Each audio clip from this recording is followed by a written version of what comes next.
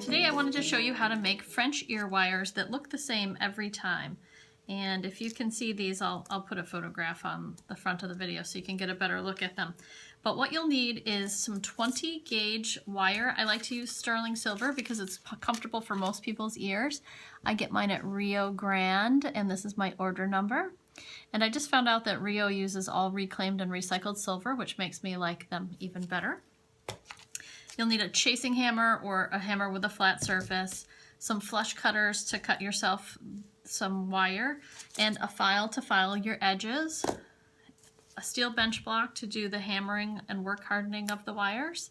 And then I use a steeped mandrel, which I really like. This is a great tool for making ear wires. It has 3 different sizes on each side, so this is perfect for making a lot of ear wires at once. So what you're going to want to do is cut yourself about 2.5 inches of the wire, flush cut both of the edges, and then use your 3-in-1, well, not your 3-in-1, but your steeped mandrel. I use one of the smaller mandrel edges first. You're just going to grasp on the edge, and the secret to making them both look exactly the same is to hold both of your wires parallel and put them into the tool together. So they're really being formed exactly the same at the same time. So I'm putting them in together. I'm holding them really close to the edge of the wire. You probably don't even want to have any sticking out there.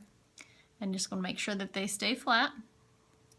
Then you're going to turn your wrist over. Actually, I turn my wrist and I push my thumb at the same time to bring it around to a circle.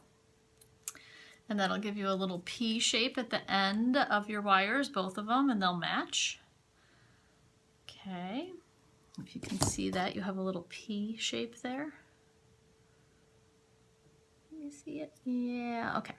Then you're going to have that P shape facing up toward the ceiling, and you're going to use the largest mandrel on here, the largest round barrel of your tool. I usually just pull it up pretty close to the round edge. I place it right about there, and then I'm going to pull down with my thumb, bringing my wrist forward, to just wrap that long edge around that barrel nice and tight.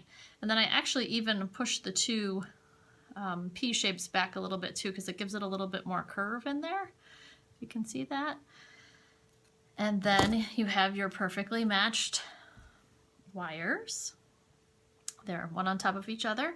And then here, at this point, I'm going to cut off a little excess. I have some extra wire on there. This is a little bit too long, so I'm going to cut a little bit of that off, trim it off with my flush cutters, once again, both at the same time so that they're even. Okay, and then I'm just going to flip that edge up. And it's best to actually use a flat-nosed plier to flip that edge up, but since I don't have one handy, I'm just going to use my mandrel and just pull that edge up. Okay, so there you have it. You now have 2 matching ear wires. Okay, and now there's just a couple finishing touches that we want to do to them.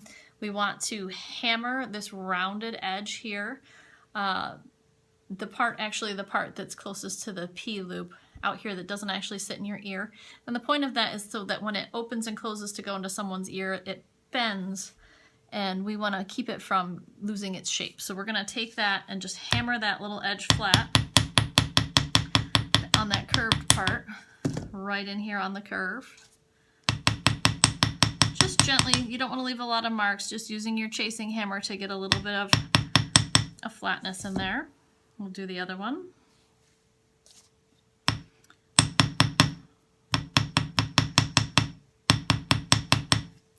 I'm gonna flip this one over because it's kind of coming out of shape a little bit.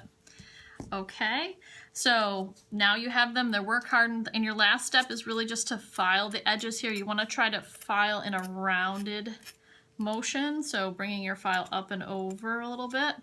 It's a little sticky, to try to round out that edge because you want it nice and smooth where it goes into your ear. And then you're done. And what I typically do is I throw these in my rotary tumbler, but if you don't have one, they're perfectly fine to wear right now. Thanks, and I hope you enjoyed it.